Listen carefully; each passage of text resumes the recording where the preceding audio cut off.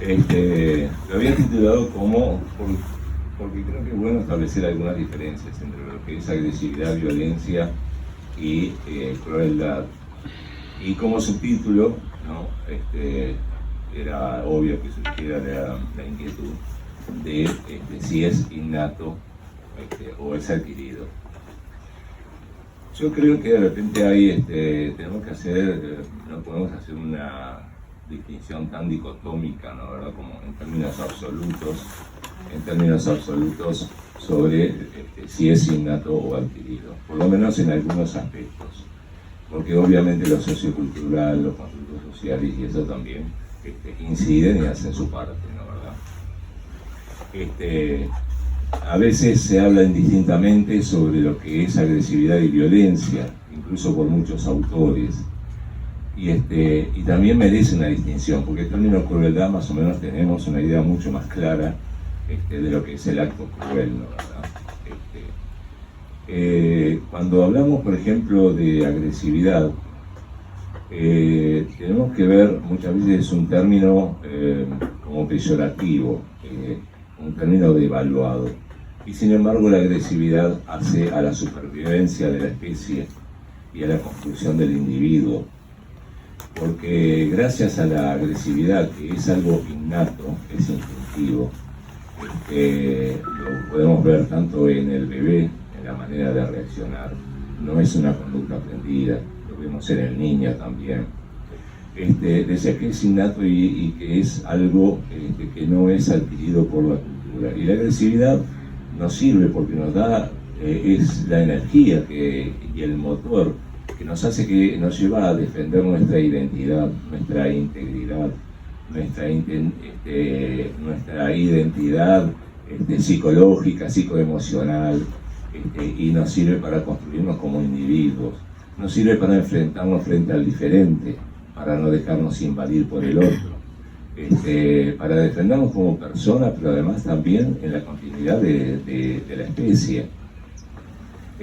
Nos sirve, nos da fuerza la agresividad cuando decimos: no puede ser que esto me suceda, tengo que hacer algo para cambiar tal o cual situación. Me sirve, el componente agresivo es la capacidad de enfrentar, de meter una fuerza para resolver un conflicto, para salir de un estado de frustración.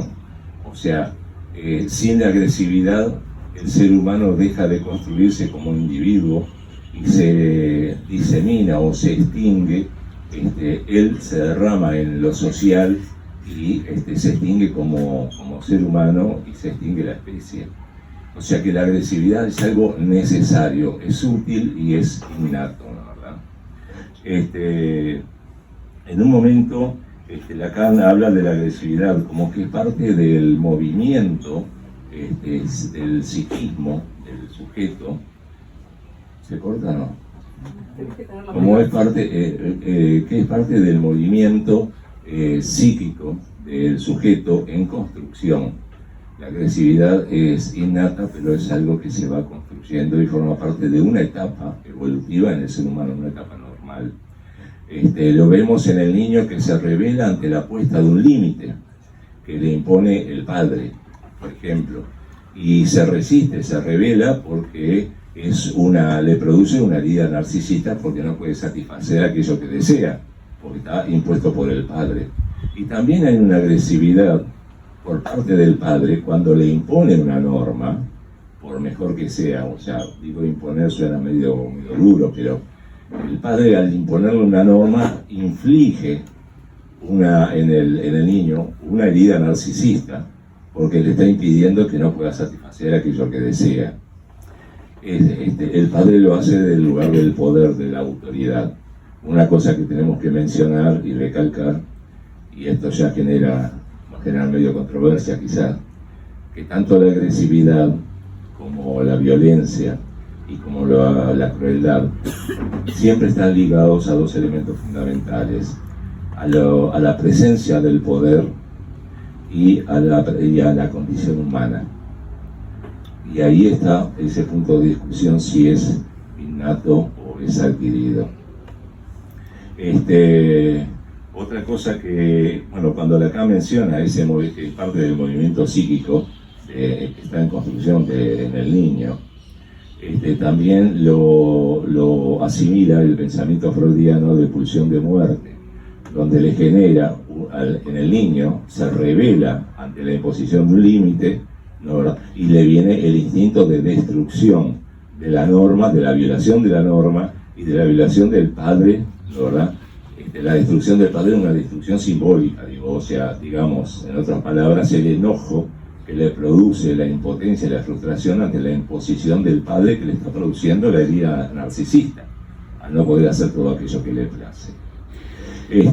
Entonces la agresividad la podemos ver desde el bebé, el niño cuando se revela, que es la etapa del no, por ejemplo, que es, vamos, a grosso modo, digamos, entre los 2 y los 4 años, se revela porque empieza a tener conciencia de que tiene pensamientos y sentimientos diferentes a los del padre. Y ahí empieza a luchar por expresar sus pensamientos y sus diferencias frente a la manera de pensar y de sentir, y se revela ante la postura del padre. Y es cuando se impone que sí, que no quiere esto, que no quiere lo otro. Entonces, ¿qué pasa? Hay que tomarlo, en realidad, muchas veces nosotros podemos tratar de castrar ese no, ¿la verdad? Y en realidad tenemos que entenderlo como que es normal en una etapa evolutiva, donde el niño trata de construir su propia identidad, su propia autonomía. Él empieza a descubrir que tiene pensamiento propio, que tiene sentimientos propios. Y ahí es cuando empieza a construirse como individuo y sigue el proceso para ir logrando con los años la autonomía, la independencia y el defenderse y manejarse también frente a la autoridad.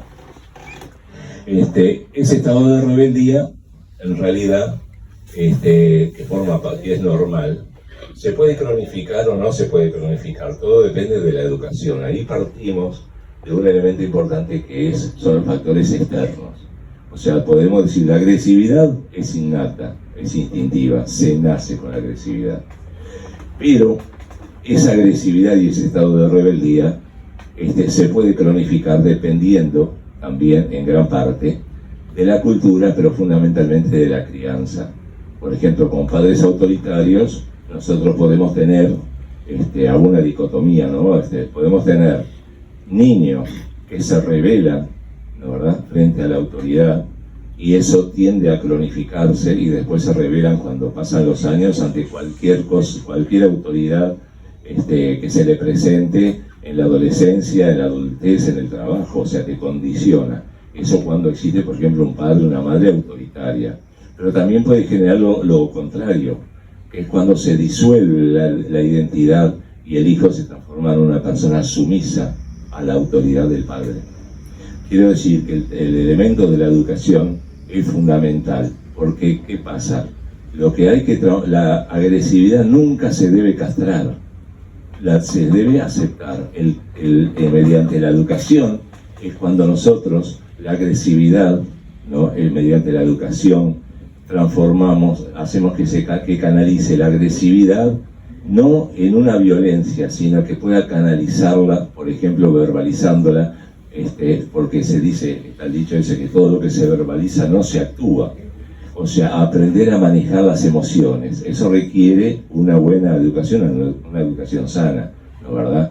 No prohibirle, no condenarlo, no reprimirle la agresividad, sino enseñarle a canalizarla. Que una de las cosas fundamentales para la inserción social es el manejo de las emociones. Entonces, de ahí puede salir, depende de la educación, el hombre violento o la mujer violenta, o el hijo o hija sometida, ¿no, verdad? Y una gama entre medio, entre lo blanco y lo negro, digamos, ¿no? Cuando hablamos de la violencia, por ejemplo, cuando vamos hacia lo social, vemos que, por ejemplo, en lo social la violencia es producto de una ruptura de un orden establecido. Me refiero ya a lo social, ¿no, verdad? La ruptura de un orden establecido donde predomina una armonía, digo entre comillas, que está basada en una desigualdad de cualquier tipo, donde existe un poder dominante y un sector dominado. Siempre el poder está presente, como dice Foucault, en todos los ámbitos, no es solamente en lo político, está en cualquier grupo de relaciones humanas. El poder está diseminado en toda la sociedad y en todos los ambientes. Entonces, quiere decir que esa agresividad transformada en violencia, ¿verdad? Podemos hacer una discriminación. Hay distintos tipos de violencia. Cuando está basada en un orden social establecido, ¿no? Basado en la desigualdad, eso por supuesto va a generar a la larga o a la corta, genera una reacción. La violencia de ese orden social basado en la desigualdad se fundamenta en constructos sociales que justifican la desigualdad, a tal punto que nosotros creemos como naturales aquellas cosas que son construidas artificialmente por el hombre. Por ejemplo, desde la antigua Roma, el constructo social que establecía el rol de la mujer, ¿no, verdad? Era que la mujer, por naturaleza, como es emocional, se tiene que dedicar a educar a los hijos, atender al marido y cuidar a los ancianos. Y el constructo social hace que la mujer lo asimile como natural, como que esa es la realidad. Y en realidad el constructo social es un invento de una construcción de un poder dominante. En este caso es el hombre el que construye la identidad de la mujer, cosa que hoy en día la mujer está luchando por construir ella misma su propia identidad. De ahí los distintos movimientos feministas, que no voy a entrar porque esto da para muchísimas controversias. El constructo social nos dice, y que aceptemos como forma natural, que el esclavo sienta que su deber en la vida es ser esclavo, o que la raza aria es una raza superior y lo crean como raza superior, o que los indios no tienen alma, entonces tienen que ser, es la justificación para cristianizarlos, por ejemplo. Entonces hay una cantidad de constructos ideológicos que nos llevan a nosotros a vivir algo que tomamos como natural cuando en realidad no lo es. Eso por supuesto genera una reacción. Los constructos sociales a la larga o a la corta van siendo transformados, ¿no, verdad? O sea, hago una aclaración, el constructo social es necesario, ¿no, verdad? ¿Por qué? Porque es lo que establece las bases de un funcionamiento social en la cual el ser humano se tiene que adaptar mediante normas, mediante reglas. Es una estructura que se construye, no es natural, una estructura que se construye para que la sociedad, una comunidad, pueda funcionar adecuadamente, lo cual no quiere decir que haya constructos sociales que se basen en esa desigualdad, siempre un poder dominante sobre un sector dominado, ¿no, verdad? Cuando digo de las reacciones, cuando hablo de la violencia, o sea, en primer lugar podemos decir, así como el padre actúa de una manera violenta porque le inflige un dolor, una herida narcisista al hijo, ¿verdad? Eso es un acto agresivo. En la sociedad nosotros vemos que hay violencias implícitas, marcadas y construidas por las instituciones. Ese orden social basado en la desigualdad es una violencia que está invisibilizada, digamos, pero genera una reacción, una violencia explícita, como es, y que nosotros la entendemos como que tiene que ser así, creo, que lo vemos en la Revolución Francesa, lo vemos en las revoluciones contra las monarquías, lo vemos en revoluciones o movimientos populares contra las dictaduras, contra regímenes absolutistas. Lo podemos ver ante cualquier situación de desigualdad y basados en una opresión. Por eso digo que hay una violencia que es implícita, formada por un conflicto social, pero genera también una violencia explícita. Y aparte hay una violencia cultural en la cual nosotros muchas veces ni siquiera lo percibimos porque estamos acostumbrados. Por ejemplo, diría, El semillero de la violencia entre el hombre y la mujer comienza con las jugueterías donde están las vidrieras para nenas y las vidrieras para varones, donde ya estamos construyendo, el constructo social va, que ya lo vemos en las páginas de propaganda del supermercado, que cuando todo es rosado es todo juego para niñas, porque la niña ya está identificado eso. Entonces, ¿qué hay? La princesita, la tacita de té, el bote, el cochecito, todas las tareas del hogar. Nosotros, y eso no es punible por la ley, yo no digo que lo sea, pero vemos por dónde empieza la construcción de género, ¿no, verdad? Y el hombre es el que piensa, y el que tiene la fuerza, el poder. Entonces son cosas de guerra, es el que piensa. Ahora está un poco mejorado el tema de la juguetería, aunque todavía creo que falta mucho. Pero vemos que es el que piensa, los juegos de intelecto, de pensar, ese tipo de cosas. El hombre es el que piensa, que es racional y además tiene la fuerza física. La mujer tiene que estar dedicada al hogar, como si estuviéramos en el siglo V antes de Cristo, en la Grecia clásica. O sea, a veces vemos que no han cambiado mucho las cosas, porque así como decía la mujer que se dedica a educar a los hijos, que se dedica a atender al marido y que se dedica a atender a los ancianos, hoy vemos que de repente existen las maestras jardineras o maestras de primaria, son fundamentalmente mujeres. Los que cumplen funciones sociales, por ejemplo, las trabajadoras sociales son fundamentalmente mujeres. Las enfermeras son fundamentalmente mujeres, siempre de asistencia. Y en los hogares de gente mayor, fundamentalmente son mujeres. Entonces digo, ya han pasado un poco más de 2500 años y parece que no digo que estamos en la misma, ¿no? Pero ¿cuánto nos falta a nosotros? A pesar de que, de alguna manera gradual, a mi juicio lamentablemente un poco lento, pero bueno, es la realidad, la mujer va avanzando cada vez en cargos ejecutivos, en funciones públicas y privadas, profesionales, etc. Pero cuando vemos las carreras en la universidad, ¿no? Grado 1 y grado 2 es igual hombres y mujeres, grado 3 y 4 ya se va disminuyendo, y grado 5 son casi esencialmente los hombres los que llegan al grado 5. Entonces vemos una discriminación, una relación de poder patriarcal, por ejemplo, ¿verdad? Entonces que eso es un constructo social que nosotros también tenemos que replantearnos eso. Los constructos sociales que nosotros lo tomamos y a veces hasta sin darnos cuenta podemos tener conductas machistas porque estamos en una cultura machista. Esto por hablar del tema de género. Pero el constructo social además se fundamenta genera un argumento que justifique la desigualdad. Por ejemplo, muchos dicen, bueno, ricos y pobres siempre los hubo, los hay y los seguirá habiendo. Son constructos sociales eso que nosotros tenemos incorporado y que vale la pena replantearnos. A ver, de que es normal de que siempre haya ricos y pobres, que siempre los hubo y los hay, por supuesto que sí, pero ese es el fin último, es así como debe ser. Entonces, hay ciertas cosas que tenemos que normalizar, que tenemos que replantearnos.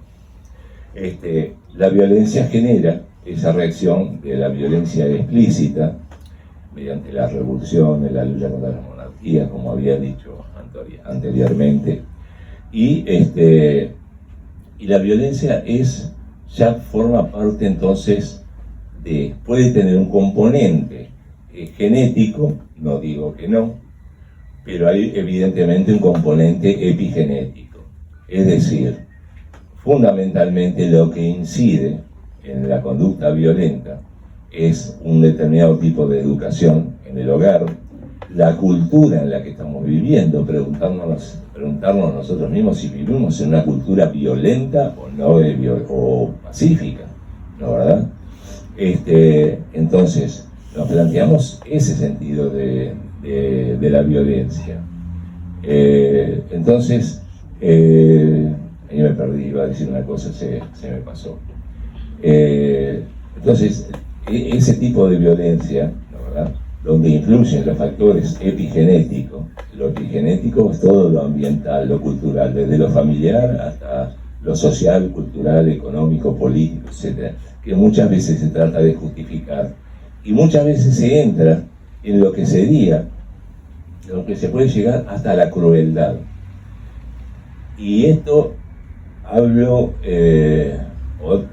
como esto es muy discutible, la crueldad forma parte también de la condición humana. Diría yo exclusivamente. No quiere decir que todos seamos crueles, ¿verdad? Pero tenemos instalados una dosis de crueldad que va a depender el desarrollo de la crueldad de muchos factores, ¿verdad?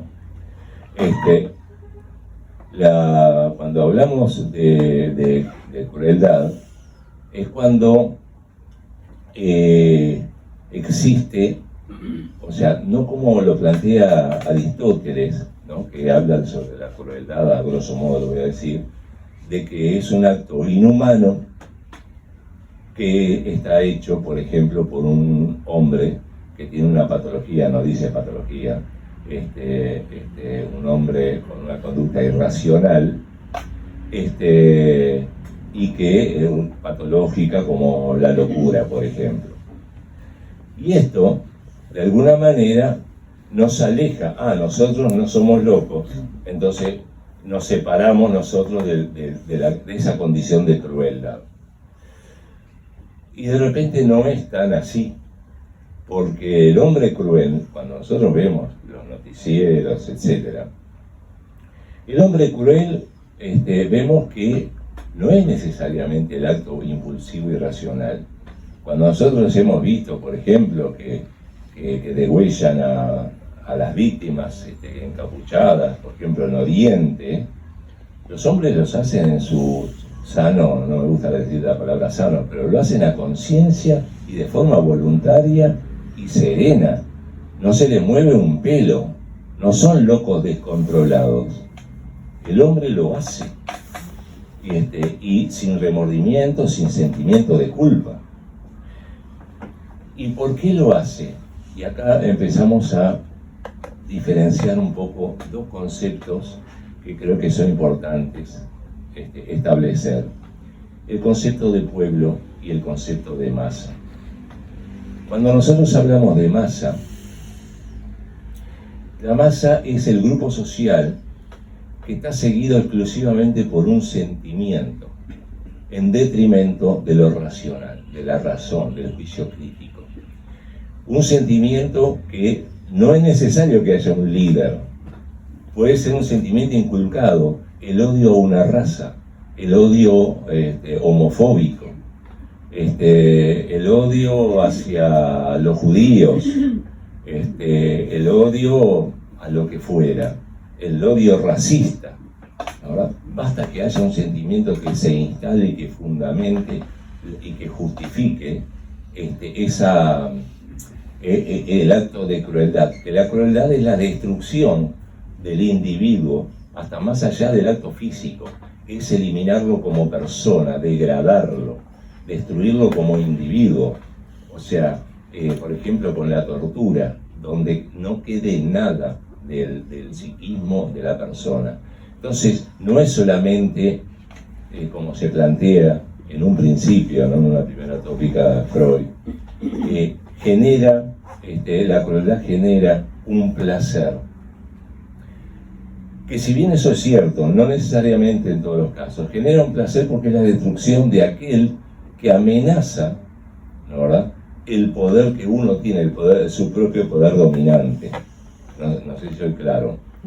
Entonces, produce el placer o un alivio el poder matar al otro, destruirlo como individuo, para sentir el alivio y tener el control, seguir manteniendo el control de su dominio.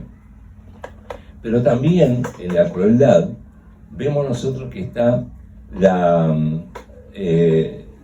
amenaza desesperada de la pérdida del amor, de una manera totalmente exagerada e intensa. La pérdida del amor es de aquello que yo amo. Puedo amar, eso va desde la pareja, donde puedo tener conductas de venganza por la mujer que me dejó, torturarla, hacerle la vida imposible, ¿no? ¿Verdad? Pero también pasa en lo social, la destrucción ante el miedo, ante la amenaza de una pérdida del amor, el amor a la patria, el amor al territorio, el amor a ser avasallado por otra ideología. Y entonces se cultiva una resistencia hacia ese sometido que intenta sublevarse. Se intenta generar un sentimiento de rechazo, incluso hasta de odio. Entonces uno odia al homofóbico, tiene un odio racista, y eso entra en el campo de lo irracional. Y nosotros, recordemos que somos seres fundamentalmente inconscientes, ¿no, verdad?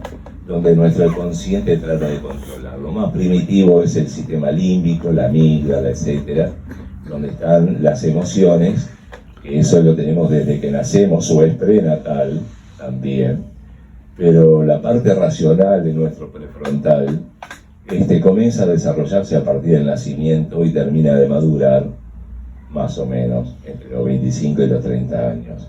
Es decir, que nuestro juicio crítico demora muchos años en madurar y tratar de controlar nuestras emociones. Somos seres fundamentalmente emocionales que nuestro raciocinio intenta controlar. Por otra parte, podemos decir que nosotros de manera innata tenemos instintos, lo que llamaba Freud, pulsión de vida y pulsión de muerte. O sea, tomando en cuenta que en la pulsión de muerte está la destrucción y está la autodestrucción, porque nosotros todos tenemos conductas autodestructivas también. La depresión, o saquemos una patología. Muchas veces cuando nos pasa algo, una situación dolorosa, los que tenemos tendencia a quedarnos rumiando un pensamiento y torturarnos de repente 4 o 5 horas, que estamos prendidos, cuando la pulsión de muerte nosotros estamos provocando nuestra propia autodestrucción con la continuidad de un pensamiento doloroso. Y que de repente fallece un ser querido y vamos al álbum para ver las fotos y sabemos que nos vamos a angustiar, pero al otro día vamos y lo hacemos de vuelta. Pero además conductas autodestructivas tenemos montones, las adicciones, y como eso si nos ponemos a pensar en una cantidad. O sea, nosotros tenemos un componente destructivo y autodestructivo por un lado, y un componente también, la pulsión de vida, que es la que nos lleva hacia adelante los proyectos, la motivación. Nosotros nacemos con esas dos cosas, con una pulsión de vida y una pulsión de muerte. El bebé cuando nace tiene esa angustia de que recibe, es lo que Melanie Klein habla del pecho bueno, pecho malo, psicoanalista, donde mientras busca el placer, obviamente, porque el ser humano tiene 2 elementos fundamentales que guían su vida: la búsqueda del placer y la evitación del dolor. Punto. Existen muchas cosas más, pero vamos a poner algo bien claro, bien didáctico, ¿no? La búsqueda del placer y la evitación del dolor. El bebé siente el placer cuando es amamantado con el pecho materno, pero siente la angustia y el temor a ser aniquilado, según Melanie Klein, cuando necesita el pecho materno y no lo tiene, o cuando no se cubre las necesidades básicas en un momento determinado. Genera ese temor, esa angustia de aniquilación. O sea que, ¿por qué la siente? Porque por su propio instinto de sobrevivencia, ¿verdad? Lo que necesita no lo tiene. Pero lo vemos también, entonces ahí está un poco la agresividad. El nacer es donde aparece la primera angustia. Cuando nosotros nacemos, el bebé pasa, siempre digo lo mismo, y disculpen a aquellos que me han escuchado el ejemplo, pero el bebé está dentro de la panza materna, en un estado líquido, apenas ruidoso, no ruidoso, silencioso, oscuro, está divino. O sea, y lo tiene todo porque hace sus necesidades y come o sea, casi diríamos que no tiene deseo porque lo tiene tan ahí que no necesita desearlo. Pero cuando pasa por el canal de parto, pasa a un estado, a un ambiente ruidoso, luminoso, seco. Es la primera angustia que tiene el bebé cuando nace. Enseguida, por eso enseguida, la madre trae al pecho materno a su bebé, para que el bebé tenga puntos de referencia de cuando estaba en la panza, la voz de la madre, el olor de la piel, el latido del corazón. Entonces se aplaca un poco la angustia. Y siempre el bebé va a luchar por satisfacer el placer, que es producto del narcisismo primario, ¿no, verdad? Un narcisismo omnipotente, que después, con la construcción de a medida que va creciendo, con la incorporación de los límites, bajo el poder y la autoridad de los padres, tiene que ir empezando y va aprendiendo a insertarse en la sociedad, y de esa manera empieza a controlar todas las pulsiones que tiene que muchas veces reprimir, ¿no, verdad? ¿Por qué? Por un super yo, que es lo que le impone la cultura. El super yo son las normas, todo lo que hace a que nos enseñan a nosotros que es para comportarnos adecuadamente y tratar de reprimir algunas emociones y no ser como animales, digamos, totalmente impulsivos. Entonces digo, volviendo al tema de la crueldad, la crueldad de alguna manera también es un instinto de sobrevivencia, un instinto de sobrevivencia desesperado ante el miedo de perder, como dije antes, lo que se ama, o lo que se ama, o lo que produce un placer al eliminar, sacar de la faz de la tierra al enemigo, digamos, al que detenta otro poder que lo quiere sustituir. Entonces encontramos en esa crueldad, que es una conducta, por supuesto, exacerbada, ¿no, verdad? Ahora, ¿por qué nosotros somos, por qué hay algunos que son crueles y otros que no? Vamos al concepto de masa, que yo les mencionaba. La masa es cuando perdemos en pro de un sentimiento que nos inculca, por ejemplo, un odio hacia el otro, ¿no, verdad? El hombre se pierde como individuo, pierde sus valores, porque está en pos del sentimiento de la masa. Se dice que la masa tiene alma propia, que es aglutinante, se aglutina bajo un sentimiento, no sobre la razón. Por eso uno puede conducirse de una manera hasta irracional, a través de un motivo X. Y lo que tiene, digo, iba a decir la ventaja, está mal dicho la ventaja, porque no es ninguna ventaja.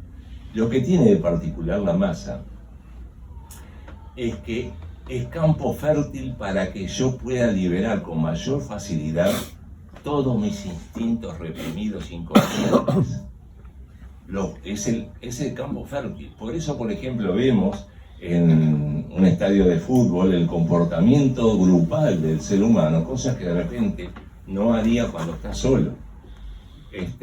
La masa es una entidad donde el hombre puede liberar todos sus instintos, desde los más violentos, todo porque es el campo que se lo permite.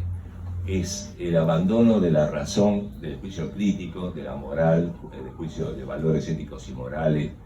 Es como que salga la parte animal de uno, ese ello, que muchas veces el ello son las pulsiones, ese ello que hace que esté reprimido en el comportamiento social, que está reprimido por el super yo, es decir, por las normas, ¿no? Que es lo que nos genera.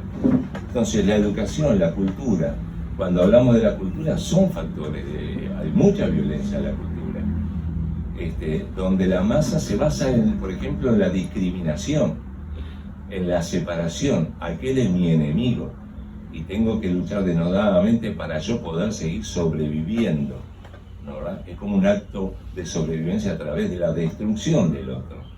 En cambio, el pueblo, mientras la masa no pierde su conciencia moral y el individuo se pierde su individualidad porque se somete al grupo, ¿no? Lo que es el pueblo mantiene la conciencia moral, mantiene los valores, lucha por principios, por igualdades, etc. pero tiene una conciencia y se mantiene como individuo. La masa destruye al individuo en pos de un sentimiento racional o no racional. Y ahí es cuando aparecen los actos también más crueles. Entonces, depende uno donde esté, la verdad, es que pueda tener una construcción psíquica más tendiente hacia la masa o hacia el pueblo. Pero aparte, digamos que muchas veces nosotros somos masa. Por ejemplo, cuando tenemos un grupo de amigos y estamos, o una pareja, o en el trabajo, y callamos nuestros pensamientos y sentimientos para no sentirnos rechazados y discrepamos con el otro, y vivimos, por ejemplo, una pareja, vivimos en función de los deseos de nuestra pareja, nos perdemos nosotros como individuos. O sea, nos mimetizamos con el deseo del otro y vivimos en función del otro. Y de repente, por satisfacer el deseo de mi esposa, yo reprimo y me callo aquello que yo no quiero hacer, pero quería hacer otra cosa. Pero no quiero, por ejemplo, discrepar con un compañero de trabajo tampoco, porque me puedo sentir rechazado, me puedo sentir menos querido. Tengo que obedecer a mi padre, porque si no, mi padre se enoja conmigo, y si se enoja conmigo quiere decir que no me quiere. Y si hay un divorcio y mi padre se va, yo me siento, porque lo toma como algo personal el niño, siento que si mi papá se va es porque no me quiere, entonces quiere decir que yo no valgo como persona. Entonces muchas veces se somete uno a la voluntad y al deseo del otro. Y ahí es cuando uno también se pierde como masa, ¿no, verdad? O sea, cuando hablo de pueblo estamos hablando de que el individuo no pierde su integridad, se sigue construyendo como individuo autónomo. Y esa es la lucha que tiene el niño desde chiquito, que decía con el no, de 2 a 4 años. Y es la lucha que tiene el adolescente, ¿no, verdad? Que cuando dice Freud matar al padre, ¿no? Que no es literal, pero Freud era para las expresiones era medio dramático, ¿no? Era medio drástico. Matar al padre, superar al padre en el sentido para desprenderse, para lograr su propia autonomía, ¿no? Su independencia. Y eso lo hace que el adolescente sea muy confrontativo con los padres, lo cual es natural y es sano y está bien. Se trata también que mediante la educación se pueda canalizar un poco eso, ¿no, verdad? Y volviendo, quizás estoy medio entreverando un poco las cosas, no sé si lo mencioné antes, pero cuando hablamos de esa crueldad, es volver, que lo permite la masa muchas veces, es volver al instinto del narcisismo más primitivo, del narcisismo primario omnipotente, donde el bebé, que es lo más primitivo, solamente se ama a sí mismo, no deposita una catexis, la libido, un amor hacia los objetos. O sea, se ama a sí mismo, 100% narcisista. Después, con el crecimiento, va distribuyendo las catexias, la energía amorosa, en los amiguitos, en los objetos, en una actividad que le empieza a gustar. Hay un amor hacia esas cosas, hacia su entorno, de que sean personas, hechos, objetos, un lugar donde quiere ir. Sin perder totalmente su narcisismo, que es quererse a sí mismo, ¿no, verdad? Pero empieza a distribuirlo. Después será una noviecita. Pero cuando estamos en el estadio más primitivo de ese narcisismo primario, omnipotente, uno se quiere a sí mismo y el otro no tiene valor. Y en el acto de crueldad, el otro no tiene valor.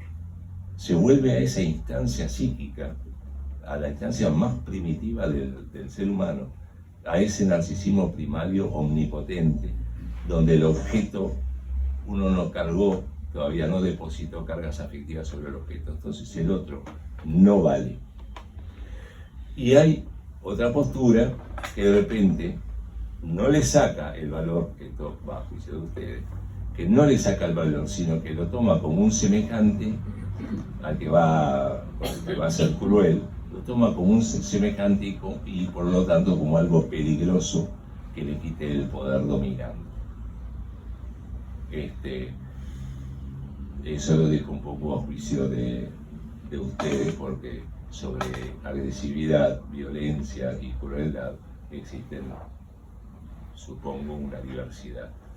No es, como decía en el momento creo que mencioné, como decía Aristóteles,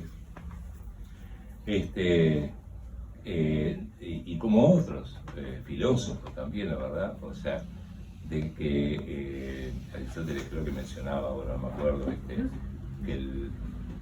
Sí, perdón. El hombre era sano, ¿no? ¿El lobo del hombre? No, ¿Job? Aristóteles planteaba... Ah, no, Job. No, Aristóteles cuando planteaba era que el hombre, que la crueldad era un acto inhumano, eso que lo había mencionado antes, o de una patología, de un loco, de un enfermo, y que esencialmente no lo es. Porque la crueldad la vemos en el bullying. No son locos los que hacen bullying, no son psicópatas los que hacen bullying. Lo vemos en la agresión que nosotros, en la crueldad con la que hablamos a través de las redes sociales. Nos podemos descargar, porque es un campo fértil también para descargar los impulsos más reprimidos y largamos lo que no diríamos cara a cara. Y así utilizamos varios recursos. Y hay una cultura también que nos estimula la violencia. Cuando vemos películas violentas donde nos identificamos con el héroe que mata al otro, nos identificamos con el hombre violento victorioso, o sea, videojuegos, o sea, hay muchas cosas que estimulan, no son la causa para establecer diferencias, pero sí que estimulan las partes más oscuras del ser humano. Entonces a veces tenemos que ver de cuántas cosas estamos rodeados, desde la juguetería, los videojuegos, la capacidad, nuestro sentimiento de omnipotencia, que bueno, si no te gusta el bebé, te pongo enter y te bloqueo, ya está, cosas así, ¿no, verdad?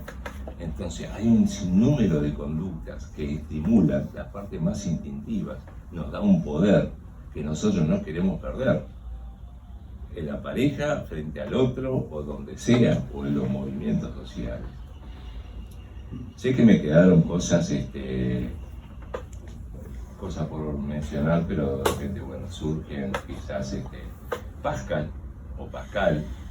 decía que el hombre era la gloria y el infierno en el universo.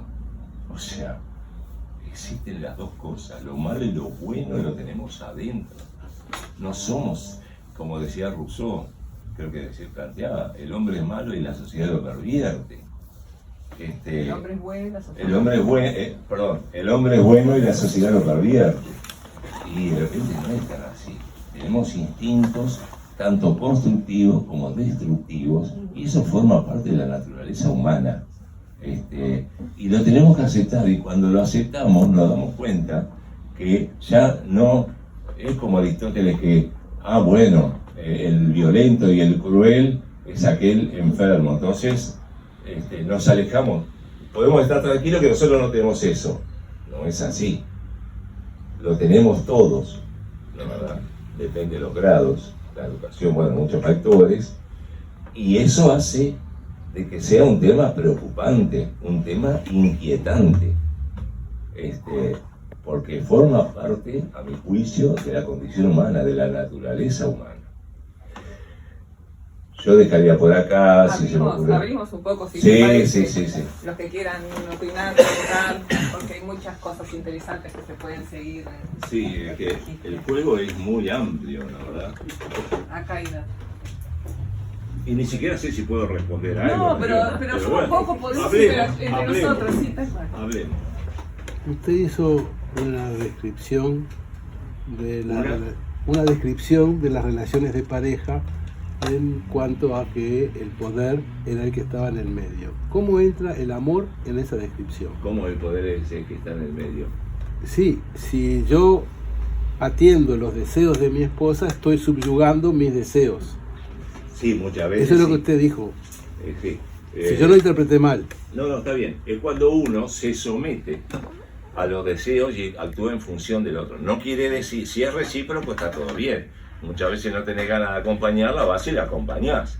Y viceversa. Yo le preguntaba cómo entra el amor en esa descripción. Ese es un ¿No será lindo también. parte del amor?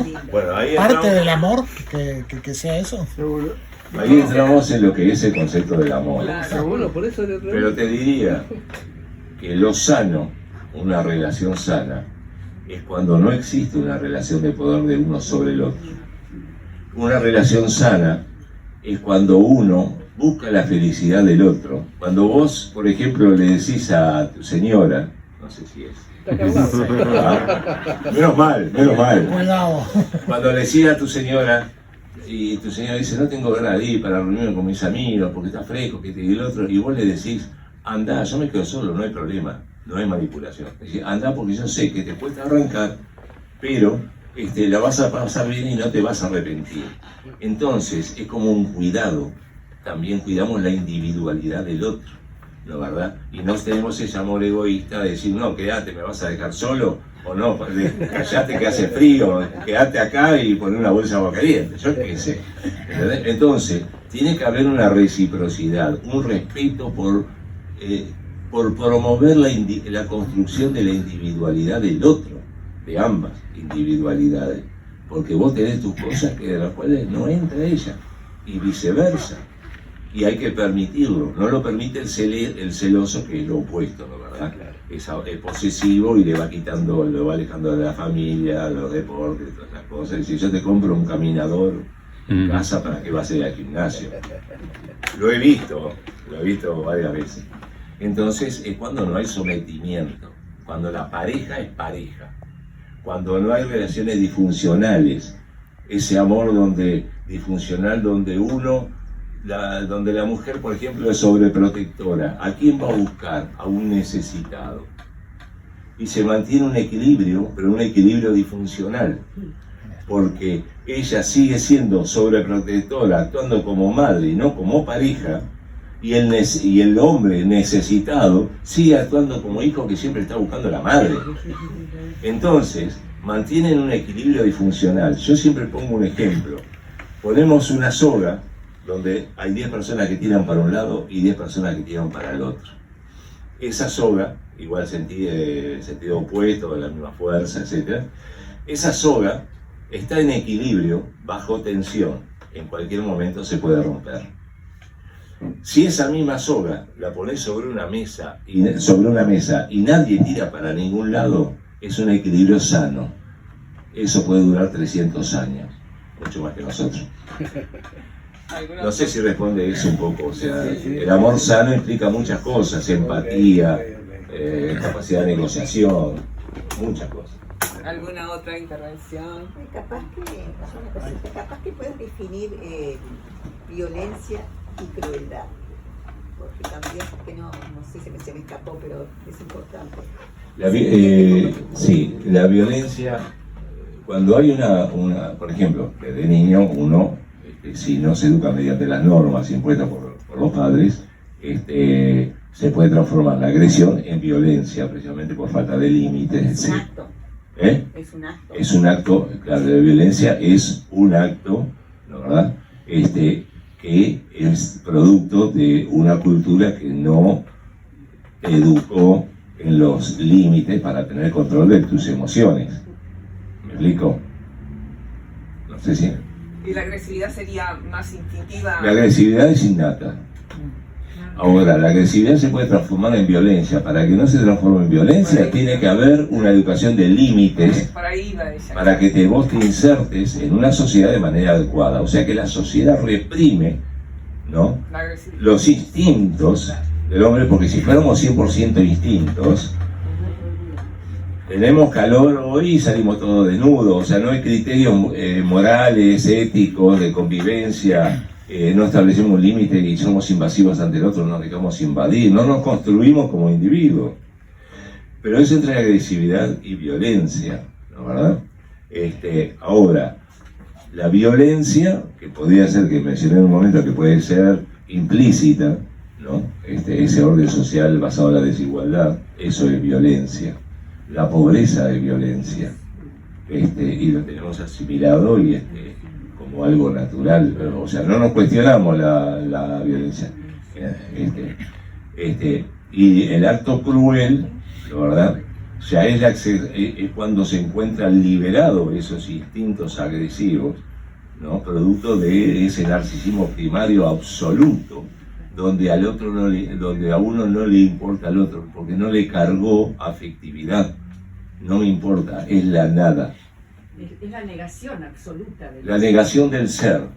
Por eso hay un libro, creo que de una colombiana, no me acuerdo el título, hablando un poco sobre el terrorismo en Colombia, que habla, con respecto a la crueldad, se llama Matar, Rematar y Contramatar, que no alcanza con la muerte, es la destrucción del individuo, el quebrarlo mediante la tortura, quebrarle su identidad, destruirlo como ser, es la destrucción psíquica y física también, no alcanza con matarlo, por ahí pasa la crueldad. Tú dijiste algo interesante que fue que la violencia y el poder como que iban como que juntas, sí, ¿verdad? Y hay, digamos, en ese contrato social del que tú hablabas también como que depositamos el poder ejercer violencia legalmente, digamos, en el Estado o en el poder del Estado. Hoy escuchaba a alguien que hacía esta reflexión y decía que hoy en día esta persona notaba que había algunos presidentes o gente que está al frente de un Estado que ejercen tanto poder que inhiben la reacción del pueblo, como tú decías. Claro. Entonces, se ven situaciones donde hay pueblos que están de pronto subyugados frente a un poder absoluto que tienen esa agresividad innata tan contenida que ni siquiera pueden reaccionar hasta como para poder liberarse de esa Claro, situación. exactamente. Ahí está cuando está ya el Estado, ese poder que vos decís, ya no es tan implícito, es explícito porque se basa en el terrorismo de Estado, ¿no, verdad? Donde entra un estado de pánico en la población por más que se quiera sublevar. Claro. Entonces, Y como que eso estaría en aumento, digamos. Y lo veía como que... yo creo que es una tensión, como esa soga que yo mencioné, que a la corta o a la larga, esto estoy pensando en voz alta, el hombre ante la desesperación sale y llega un momento que no le importa nada. tocar fondo.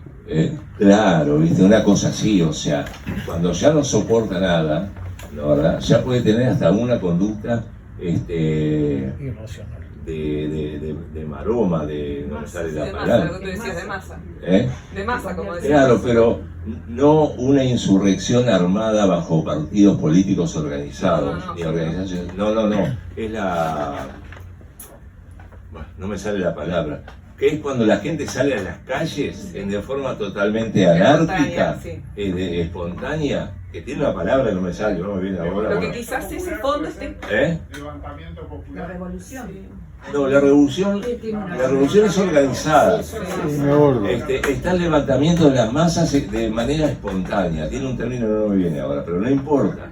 Cuando ya no das más y te tocan toda la integridad y todo, ¿no, verdad? Ya no es como que vencer el miedo hasta de una manera. No me importa si me matan, pero yo salgo y salen todos.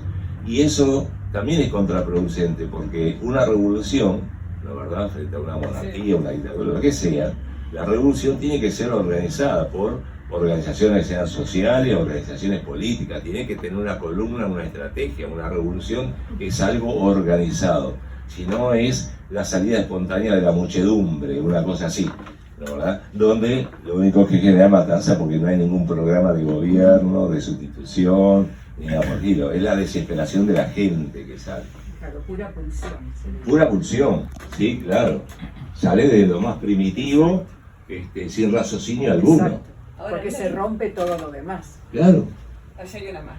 Rubén, ¿qué pasa, por ejemplo, en la elaboración de los constructos en las comunidades indígenas? Me mataste. Yo, mira, Porque ellos no tienen esa ¿Qué pasa? violencia. no, pero en comunidades indígenas, en comunidades indígenas, bueno, primero que está el poder de los ancianos, que maravillosamente están valorados, y como los sabios de la tribu. En segundo lugar, creo que eran los incas, donde tenía la producción de trigo, no sé si me equivoco, creo que eran los incas. donde en las cosechas primero se alimentaban a los ancianos y a los niños, y después seguía, o sea... Sí, pero también sacrificaban niños para que Ay, lloviera o sí. dejara de llover. Bueno, pero te quiero decir el concepto de estructura social, sí, también. De repente también agarraban y los niños que tenían una malformación las tiraban al mar. Sí, claro que existía un montón de cosas, sí. Yo no me iba tan lejos, pienso en la gente que actualmente vive en comunidades indígenas en América, Y en bueno, la Amazonía, vos y fijate. viven en armonía. En Bolivia, la gente que vive en armonía, que construyen vínculos en la Amazonía y viven pero armónicamente. ¿Cómo es eso? ¿Cómo se trabaja el tema de los constructos Pero fíjate, emocionales en esos niños que van creciendo y que van compartiendo con los mayores y que por supuesto, como tú decís, respetan Las autoridades. los consejos de ancianos, por decir algo. capaz que es Pero un eso tema por- de evolución, es porque por si vos lucha de pensamos culturas. que hoy los países nórdicos ponele, son los menos violentos y los vikingos tenían un grado de violencia enorme, quizás también tiene que ver con la Lo que evolución. pasa es que yo creo Pero que no se está- las distintas culturas, yo creo que siempre hay relaciones de poder. Pero no quiero poner en términos absolutos, porque la tendencia de la evolución, o sea, si va avanzando, vamos a poner, hay un proceso de mayor tolerancia y de aceptación del homosexual, de la diversidad sexual, una mayor aceptación de la integración de la mujer en la sociedad, quizás en algunas culturas, no en todas, mayor aceptación racial, en otras es de locos. Entonces, quiero decir que muchas veces, por más que se quiera detentar y proteger el poder de turno, el poder dominante, muchas veces ante el avance de las luchas sociales, que luchan por una mayor igualdad, equidad de género, aceptación de la diversidad sexual, etc. Entonces, ahí de repente, yo dije al principio, el constructo social es necesario, hay una estructura social que está basada de repente fundamentalmente en un poder porque alguien dirige, sobre la población, indígena o no indígena. Ahora, el nivel de desigualdad que protege el poder dominante puede ser muy relativo, ¿no, verdad? O sea, hay sociedades, hay países donde la distribución de la riqueza es mucho mayor, está mucho más diseminada. Y otros países donde la acumulación de la riqueza es cada vez más en unos pocos y los pobres, cada vez hay más pobres y los ricos son cada vez menos ricos. Aumentan pero en proporción son menos y son los que mantienen el PBI, lo que mantienen la mayor riqueza de un país. O sea, creo que las cosas varían en ese sentido, ¿no, verdad? No sé si respondo a eso. Hay culturas que viven mucho más armónicas y siempre hay un poder que dirige sobre otro, pero no quiere decir el poder malévolo, porque pasa de una mejor distribución y a igualdad de derechos a un sometimiento como pasa en las monarquías y la dictadura. ¿Alguna otra? Rubén, me hizo acordar un poco aquella famosa película de los años 70 que se llamaba La violencia está en nosotros. Ajá. Una película muy buena. Voy a esto porque hay muchos autores que dicen, por ejemplo Job, que el hombre es el lobo del hombre. Sí. Y hay autores que dicen que incluso lo normal y lo natural es la guerra, que la paz son pequeños periodos entre guerras, que es lo anormal es la paz, lo normal es la guerra. Sí. Entonces, digamos que vamos a... Yo no quiero generalizar, pero ¿no será que realmente la violencia que no está controlada por la educación es tan inherente al humano y es tan necesaria para la sociedad? Bueno, yo decía que tanto la agresividad, la violencia como la Son crueldad necesarias. forman parte, son tres categorías que están directamente vinculadas con el poder y con la condición humana. Claro, pero en este Cuando momento, Job habla, Job es uno de los más relevantes que habla del constructo social, ¿no, verdad? Que se basa en el sometimiento de un poder sobre otro. Es una de las cosas más interesantes que me parecen de Job, entre otras cosas, ¿no, verdad? O sea, habla de cómo el constructo social es algo que se toma, que promueve la población y le hace creer que es natural aquello que no lo es, que es una construcción artificial y construida por el poder dominante, ahora para mantener esa desigualdad. En cuanto a si lo natural es la violencia y lo no natural, digamos, es la paz, yo no puedo tener una respuesta muy convencida. Yo me animo a pensar de que en la evolución humana yo pienso más en la paz, en la integración, ¿la verdad? Porque históricamente estuvimos sometidos por la injusticia, históricamente. Y esto es lo que algunos filósofos hablan de que estamos todavía en la prehistoria del hombre, en la evolución del hombre. Basados en la violencia, en la competencia. La sociedad de consumo es otro elemento de violencia. Entonces, algunos filósofos hablan de que estamos en la prehistoria del hombre y nos hacen ver también hoy en día, no, pero eso es una idealización, tratan de destruir el concepto de paz, de que se puede vivir en comunidad de una manera pacífica, mediante valores, mediante estructuras sanas, constructos sociales sanos. Entonces yo pienso más en el fortalecimiento de los valores, y cuando veo que el movimiento femenino,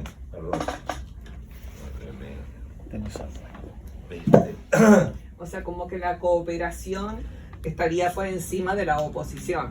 claro, cuando veo, fijémonos una cosa,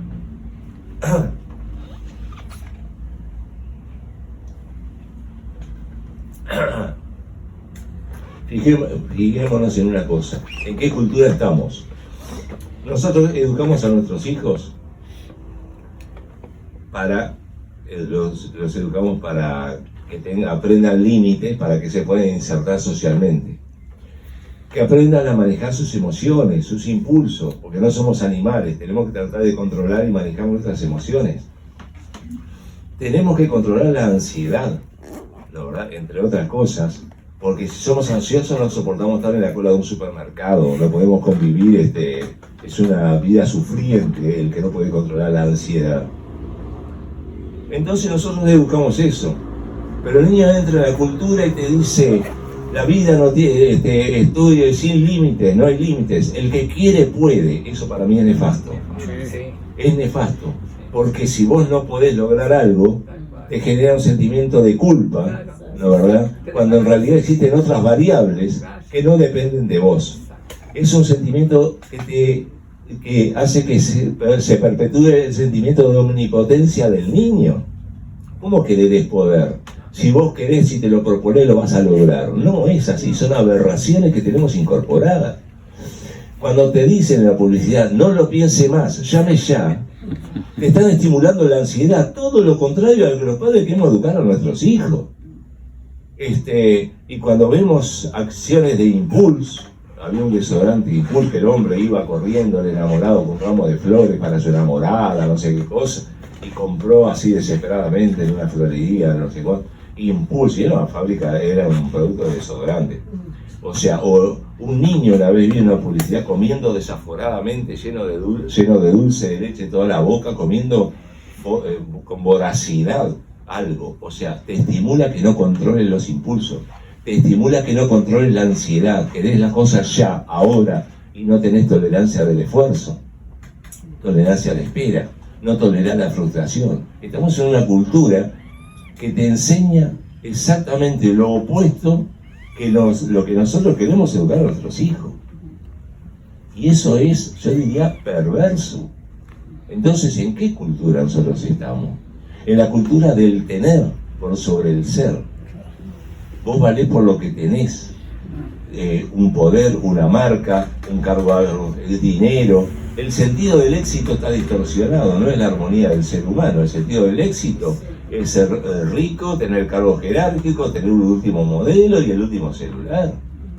O sea, nos venden espejitos y tenemos que tratar de luchar en la educación con todo eso que te mete la cultura.